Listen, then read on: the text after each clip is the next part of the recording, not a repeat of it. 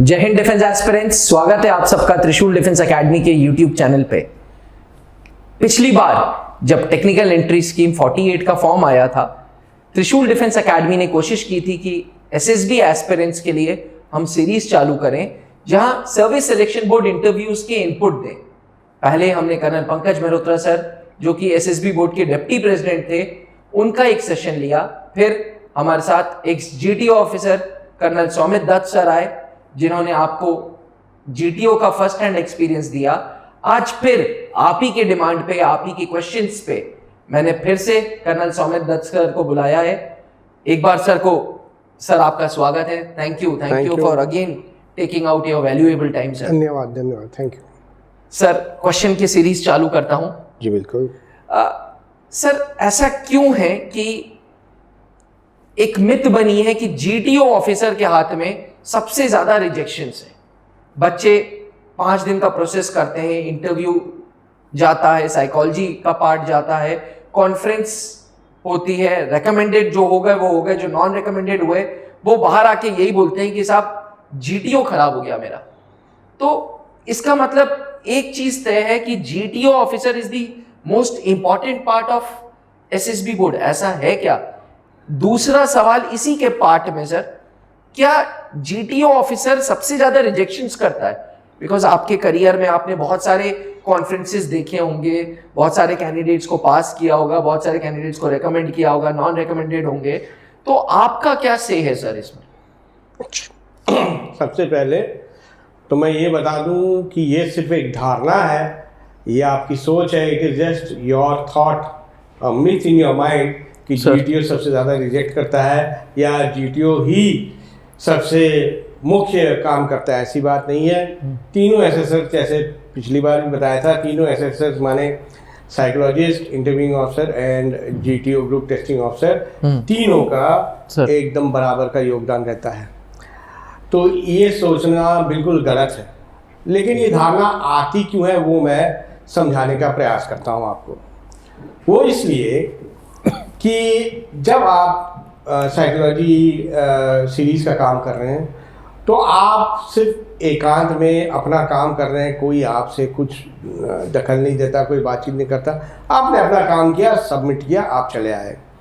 किसी ने पूछा नहीं कि ये क्यों लिखा या वो क्यों बोला या ऐसा क्यों कर रहे हो, वैसा क्यों कर रहे हो। आपने सोचा, और इतना भी तय है कि जो कैंडिडेट जो स्टोरी बनाता है वो तो इसी विश्वास से बनाता है कि मैंने जो स्टोरी बनाया बिल्कुल सही बनाया, तो ये मान के आता है कि उसने सब कुछ सही किया है। उसी तरीके से इंटरव्यू में कोई दखल नहीं दे रहा है, एक वेरी इनफॉर्मल चिट चैट या टॉक है, एक्सचेंज ऑफ व्यूज है, आप जो भी कहना चाहते हो, कहते गपशप, जैसे हिंदी में कहते हैं गपशप मारना। तो उसमें भी पता नहीं लगता है, वो दोस्त कह रहा okay Rajiv how are you, अच्छा Rajiv how many girlfriends do you have, okay what would you do if you saw your girlfriend with another of your friends. इस तरीके से हंसी मजाक उसको कंफर्टेबल करता है, बिल्कुल कंफर्टेबल करता है। तो आप सोचते हो कि अरे यार ये तो मेरा दोस्त फ्रेंडली आदमी है बहुत। लेकिन मैंने पिछली बार भी कहा था, ये बहुत गंभीर काम है, तीनों बहुत गंभीरता से काम करते हैं। तो ये इनको इसी तरीके से वो अपना मूल्यांकन करते हैं। अब जो विशेष प्रश्न आपका, जीटीओ में क्या प्रॉब्लम है? ग्रुप टेस्टिंग सीरीज माने समूह में काम कर रहे हैं। पिछली बार बताया था, अब समूह में 8 से 10 होते हैं। Very true. 8 से 10 को एक ही काम दिया गया है और संसाधन भी वही है उनके सामने। अब कौन किस तरीके से इस संसाधन को प्रयोग में लेता है, इस्तेमाल करता है, how do you use resources. किसी ने सोचा कि भाई इस रिसोर्स का सिर्फ यही काम हो सकता है, लेकिन किसी और को कोई दूसरा आइडिया आया जी, कुछ उसकी सोच अलग है। तो अब यहाँ पे सब अपनी सोच बता सकते हैं या कर सकते हैं या लिख सकते हैं। तो एक ही सोच वर्सेस दूसरे की सोच, मतलब दो व्यक्तियों के सोच का टकराव हो सकता है। इसमें कोई दब जाएगा, कोई अच्छा बोल जाएगा, और उसी में उसको पता लग जाएगा कि यार ये जो आइडिया मैं लगा रहा था उसका आइडिया ज़्यादा है। तब उसको लगता है कि भैया, यहाँ पे उसको पता लगता है कि मैं सही कर रहा हूँ या गलत कर रहा हूँ। ये वो सोचता है कि यार शायद मेरे से गलती हो गई। इसी कारण, यही कारण है कि आखिर में निकल के कहता है कि अरे सब कुछ सही था लेकिन जीटीओ सही नहीं हुआ। क्यों? क्योंकि उसको लगा कि वो दब गया है, या वो बोल नहीं पाया या कर नहीं पाया जो उसको करना चाहिए था, या जो आइडिया वो सोच रहा था वो किसी और ने उससे पहले ही बोल दिया। बोले यार यही तो मैं सोचा था, साला मैं पीछे रह गया। तो ये कारण है जिसके वजह से वो कहते हैं कि मेरा बाकी सब तो बहुत अच्छा हुआ, जीटीओ में मैं थोड़ा रह गया। और जीटीओ को आप दोषी मत बनाइए, वो भी अच्छे से काम करता है। नहीं सर, एक बात बता दूं, पिछली बार ही बता दूं, तीनों एसएसएस हर कैंडिडेट के बिल्कुल मित्र हैं। वो चाहते हैं कि आप प्रमाण दीजिए कि वो आपको रेकमेंड करे, वो ढूंढ रहे हैं। और ये भी मान लीजिए कि आपको शायद पता नहीं होगा कि आप में क्या गुण है, लेकिन जीटीओ वो भांप के, या कोई भी और एसएसएस भांप के उसको पकड़ के और आपके हित में ही सोचेगा। Sir that's the best part, आप जो हमेशा बोलते हैं कि एसएसबी रिजेक्शन सेंटर नहीं है, नहीं। वो एक सिलेक्शन सेंटर है जो सिलेक्शन के लिए बना हुआ है। ये आप हमेशा बोलते हैं। बिल्कुल। सर कहीं ऐसा तो नहीं कि कैंडिडेट्स को एक दिमाग में ये मिथ है कि भाई जीटीओ ऑफिसर जो है उसकी सीरीज 2 दिन चलनी है तो शायद वो सबसे इंपॉर्टेंट है, इसीलिए मैक्सिमम का रिजेक्शन वो कर रहा है। कुछ ऐसा भी हो सकता है सर। देखिए ये जो क्वेश्चंस मैं आज आपसे पूछ रहा हूँ, it is totally asked by the students, by our viewers. वो मुझे व्हाट्सएप करते हैं, मैं आपसे पूछता हूँ। तो कहीं ऐसा तो नहीं कि 2 दिन क्योंकि जीटीओ ऑफिसर के पास है तो शायद वो सबसे इंपॉर्टेंट आदमी है, इसीलिए सबसे ज्यादा रिजेक्शन वो कर रहा है। अच्छा, तो इसको और दोबारा से आगे पीछे तो होता ही रहेगा। तो इसी तरीके से सबसे पहले तो जीटीओ सीरीज में, ग्रुप सीरीज में 9 अलग अलग कार्य हैं, ये आप सबको पता है जी। लेकिन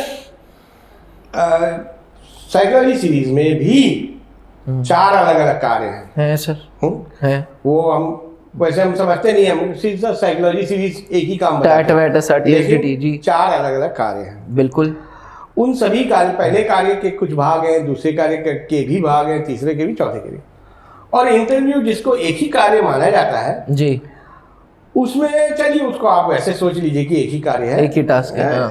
तो इसलिए वो कम समय लगता है। फिर वो भी आ गई 9 टास्क सबसे ज्यादा आपके पास है। हाँ बिल्कुल। हाँ। अब ये अलग अलग प्रकार के हैं। वैसे तो साइकोलॉजी सीरीज के भी 4 कार्य अलग अलग प्रकार के हैं, लेकिन चूंकि कहता है सर सिर्फ लिखना ही तो रहता है, तो बात तो एक ही। ठीक है भाई, आप अगर वैसा समझना चाहते हो तो समझ लो। बोले सर इंटरव्यू में सिर्फ बात ही तो करना है और तो कुछ नहीं किया। ठीक है भैया, आप वैसा समझना है तो वैसे समझ लिए। लेकिन ग्रुप सीरीज में पहले वाले में आप सिर्फ बैठ के बात करते हैं, दूसरे वाले में आप लिखते भी हैं और चर्चा भी करते हैं। हाँ। चौथे में लिखने का कोई काम नहीं है, आपको भी प्रैक्टिकल नॉलेज, प्रैक्टिकल, और आपको मतलब श्रम करना है, आपको फिजिकल काम फिजिकली, यस ठीक है। आपको एक जगह से दूसरी जगह जाना है तो आपको दूरी तय करनी है और उसमें समय लगता है। तो इस कारण से 9 के 9 जो कार्य हैं अगर एक ही दिन में करा दिया जाए तो कैंडिडेट शायद न कर पाएगा, थक जाएगा। उसका दूसरा कारण ये है कि हमारे देश का जो मौसम है वो लगातार 6 घंटे या 5 घंटे काम करने का अनुमति नहीं देता है। क्यों? कैंडिडेट कौन है? 16 साल का भी हो सकता है, 22 का भी हो सकता है। तो सबकी क्षमता में फर्क है। तो उनको ईज देने के लिए और हाँ। एटमॉस्फेयर ऐसा, गर्मियों के मौसम में भी, सर्दियों के मौसम में। अब आप देख लो इलाहाबाद में सर्दियां भी कड़ाके की पड़ती हैं, गर्मी भी कड़ाके, बहुत ज्यादा। भोपाल भी वैसा ही है, बेंगलोर थोड़ा अलग है मौसम। तो अगर आप कहोगे सर पूरे जीटीओ टास्क एक जगह एक ही दिन में करा दिए, हो सकता है बेंगलोर में हो जाए, लेकिन ऐसा कोई करेगा नहीं। तो ये मत सोचिए कि चूंकि 2 दिन में वो फैला हुआ है तो यही सबसे महत्वपूर्ण है। मैं बार बार कह रहा हूँ, तीनों महत्वपूर्ण है। डिफेंस एस्पिरेंट्स कितना अच्छा तरीके से सर ने ये एक्सप्लेन किया कि भैया देखो एनवायरनमेंट कंडीशंस ऐसी नहीं है कि पूरा 6-7 घंटे खींच दिया जाए, इसलिए जीटीओ लेग को 2 भागों में या 2 दिनों में डिवाइड किया है। और शायद इसीलिए जीटीओ ऑफिसर 2 दिन पूरा का पूरा आप लोगों के साथ जुटा हुआ है। सर क्योंकि मेरे फादर भी एक जीटीओ ऑफिसर थे, मैंने एक चीज़ नोटिस की थी कि स्माइलिंग फेस होता था, टोपी वोपी लगा के, रेबैन का शेड्स लगा के, और कोई भी कैंडिडेट कभी भी उनको कैंडिडेट्स को फील नहीं उन्होंने होने दिया। जीटीओ ऑफिसर्स जनरली, मैं बाय एंड लार्ज सारे जीटीओ ऑफिसर्स की बात कर रहा हूं और सवाल भी मेरा ऐसा ही है कि by and large GTO officers थोड़ा स्माइलिंग फेस रहता है, सब पे ध्यान देते रहते हैं। जो कैंडिडेट परफॉर्म नहीं कर रहा है उसको भी, उस पे भी वो कभी इरिटेट नहीं होते इन 2 दिनों में। ऐसा क्यों है सर? कैसे, how do you control yourself? भाई एक ग्रुप है 8-10 बंदों का, एक कैंडिडेट है जो बहुत अच्छा कार्य कर रहा है, बहुत अच्छा काम कर रहा है, दूसरा है जो काम नहीं कर रहा है, बट इसके बावजूद आप लोग उसको फील नहीं होने देते कि यार तुम ग्रुप में इन्वॉल्व नहीं हो, तुम ग्रुप में काम नहीं कर रहे हो, आप लोग अपना टेम्पर नहीं लूज करते, इरिटेट नहीं होते। ऐसा कैसे है सर? अच्छा, यूं कहने स्माइलिंग फेस ज्यादा है आपका बाकी एसएसएस से? नहीं, ऐसा नहीं है। लेकिन समूह में आप काम कर रहे हैं सर, सबके ऊपर मानसिक दबाव है, मेंटल टेंशन है। जब तक तो आप अकेले काम कर रहे थे तो आपको पता नहीं था कि मेरे साथी की क्या क्षमता है। यहाँ पे थोड़ा पता लगता, अरे ये तो बड़ा तड़तड़ बोलता है, अरे ये तो बिल्कुल सही बोल रहा है, अरे बाप रे बाप। तो ये एक दबाव डालता है आपके ऊपर, कैंडिडेट के ऊपर। तो कई बार कैंडिडेट दब जाता है। और ये चूंकि जीटीओ का प्रशिक्षण ही इस तरीके से है कि वो कैंडिडेट से बेस्ट निकालें सर, कि आप को शायद पता भी नहीं होगा कि आप में ये गुण है कि नहीं, लेकिन वो भांप लेगा कि हाँ इसमें ये क्षमता है, लेकिन ये कर नहीं पा रहा। क्यों नहीं कर पा रहा? दब गया है, शर्माता है, या वैसे आलसी है, या क्या, कोई बहुत कारण हो सकते हैं। तो इसीलिए वो तो चाहते हैं कि आपसे जो आपका सर्वोच्च है वो समझा जाए। तो आप में क्वालिटी दिखाने की क्षमता न भी हो, उसमें क्वालिटी देखने की क्षमता है, तीनों। अच्छा, तो वो उसको क्वालिटी देखने की क्षमता है, वो समझ जाएगा कि यस, और मुझे इसको बढ़ावा देना है ताकि ये अपना मनोबल ना, सो बेसिकली कॉन्फिडेंस लूज ना हो, इसके लिए आप लोग सबको इक्वल एट पार रखते हैं सर? बिल्कुल, और सबको मौका देना भी चाहिए। कभी कभी कोई ज्यादा दब गया, स्पेशली सर रिमोट एरिया से जो आ रहे हैं स्टूडेंट्स, उनको एक्सपोजर बहुत कम है, गांव देहात से आ रहे हैं, एक्सपोजर्स बहुत कम है। तो फाइनली देखा जाता है कि वो काम क्या कर रहा है, किस लेवल का काम कर रहा है, तर्क का स्तर क्या है, what is the level of logic, okay, and that is what it is. So they want the best out of the candidate, and every assessor will extract the best. Sir, वो निचोड़ कर निकाल ही लेगा, समझ ही लेगा कि भैया इसमें है क्षमता, ठीक है ना। तो ये बात। Thank you sir, thank you Indeed sir. Probably series का लास्ट क्वेश्चन पूछूंगा आपसे। सर, आपने लास्ट सेशन में बताया था कि हर assessor 15 officer like qualities check करता है।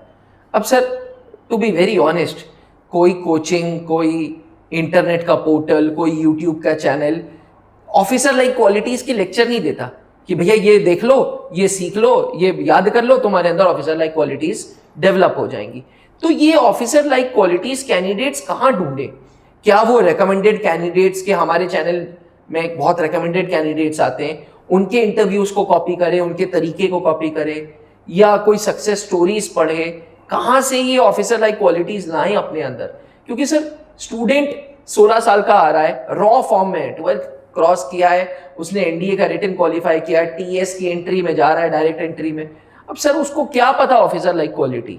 आज तक उसने ये बस सुना था कभी कि यार हाँ, एसएसबी बोर्ड में ऑफिसर लाइक क्वालिटीज चेक हो रही है। तो where do they develop this habit कि भैया मुझे, मेरे अंदर ऑफिसर लाइक क्वालिटीज आए, मेरे अंदर वो क्वालिटीज आए? कहाँ से, ये कैसे करें ये? अच्छा, ऑफिसर लाइक क्वालिटी का मतलब गुण, ठीक है ना। तो ये किस प्रकार का गुण? किसी व्यक्ति विशेष के गुण, उसके वर्ताव के गुण, उसके सोचने के गुण, उसके कार्य करने के गुण।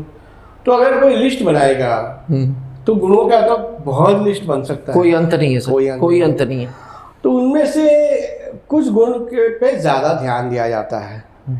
अब जैसे आपने बोला कि भाई किसी को देख के बना जा सकता है, कोई भी व्यक्ति अपने आप को अंदर से रातों रात नहीं बदल सकता। किसी को देख के उसका नकल उतार के नहीं वो अपने आप को बदल सकता। अगर आप वास्तव में वो आदमी हो जो है, और वैसे भी आपको एसएसबी में आने के लिए किसी को बनना नहीं पड़ेगा। आप खुद जो है वही रहिए। आपको क्या होना है? आपको आपका सोच सकारात्मक होना चाहिए, आपका दृष्टिकोण मदद करने वाला होना चाहिए और किसी भी लोगों के साथ घुलने मिलने की आपकी क्षमता होनी चाहिए। बहुत साधारण है। अगर मैं बोलूँ ये गुण आप में है, आप बोलोगे बिल्कुल है, और है भी, क्यों नहीं है, परंतु उसको सही प्रकार से उसको प्रयोग में लेके और ये समझाना कि हाँ मैं वही व्यक्ति हूँ जैसा आपको चाहिए, वो बात है। तो आप ही बने रहिए। अच्छा। हाँ, सकारात्मक। बी वॉट यू आर, मतलब बी जो what you are, be original self, be positive, be helpful, always think of helping others. आजकल की तरह अगर कोई मुसीबत में हो तो उसका वीडियो मत बनाइए। वीडियो बना के बेच के तो आपको 100 रुपये शायद मिल जाएंगे, लेकिन आप मदद करोगे आपको कुछ नहीं मिलेगा, लेकिन मानवता जो आपके अंदर आएगी वो आपको बहुत दूर तक ले जाएगी। ठीक है ना, उसको आप ध्यान रखिए। उस तरीके का आपको एक जेन्युइन मनुष्य बनना है। अब जेन्युइन मनुष्य, अरे यार क्या बकवास कर रहा है, सारी तो जेन्युइन मनुष्य बिल्कुल है। तो इसलिए आपको किसी का नकल नहीं उतारना है, आप जो है वही रहिए। Be honest, be truthful and present yourself properly. तो end words defence aspirants colonel Saumit Dutt sir के इतने तजुर्बे के बाद ये है कि be what you are, be honest and जो हो वही दिखाओ, प्रिटेंड मत करो। Thank you sir, thank you indeed. तो आखिरी कंक्लूजन में निष्कर्ष ये निकाल लूं कि ऑफिसर लाइक क्वालिटीज की चिंता इनको नहीं करनी है, व्यूअर्स को, डिफेंस एस्पिरेंट्स को नहीं करनी है। ये टेबल के इस तरफ आप जैसे असिस्टर्स हैं जिनको ये एग्जामिन करना है कि इनके अंदर क्या दिया कि समाप्त, लेकिन थोड़ा सा जोड़ देता हूँ। ये जो ऑफिसर लाइक क्वालिटी है ना, ये बिल्कुल साधारण क्वालिटी है और हर मनुष्य के अंदर है, बिल्कुल है। किसी में ज़्यादा विकसित, किसी में कम विकसित। अच्छा। कोई प्रदर्शन कर पाता है, कोई नहीं कर पाता है। जो नहीं कर पाता है उसके लिए तो एसेसर है ही, ये कर नहीं पा रहा लेकिन है ऐसा, तो आप पॉलिश करेंगे आप लोग, कोई दिक्कत नहीं है। आप जो है सारे गुण आपके अंदर हैं, ये आप मान के चलिए और प्रदर्शन कीजिए। Prove it that you have it in you and best of luck. Defence aspirants, तो अब ऑफिसर लाइक क्वालिटीज की चिंता छोड़िए, इन क्वालिटीज को पॉलिश करने का काम इन एसेसर्स पे छोड़िए। एसएसबी इंटरव्यूज की बिल्कुल चिंता ना करें। अगर आपका आने वाले समय पे एसएसबी इंटरव्यूज हैं तो colonel Pankaj sir, colonel Saumit Dutt sir खुद स्वयं अपने तजुर्बे के साथ आपको एसेस करेंगे, आपको पॉलिश करेंगे और आपको तैयार करेंगे। आज के लिए इतना ही। बने रहिएगा त्रिशूल के साथ। Thank you. जय हिंद। जहां बनते हैं देश के गौरव, इंडिया का एकमात्र ऐसा कोचिंग इंस्टीट्यूट जहां कैडेट्स को ट्रेन किया जाता है आने वाले डिफेंस एग्जाम के अनुसार। अगर आपका भी सपना है भारतीय सेना में शामिल होकर देश की सेवा करने का, तो आज ही ज्वाइन करें त्रिशूल डिफेंस एकेडमी।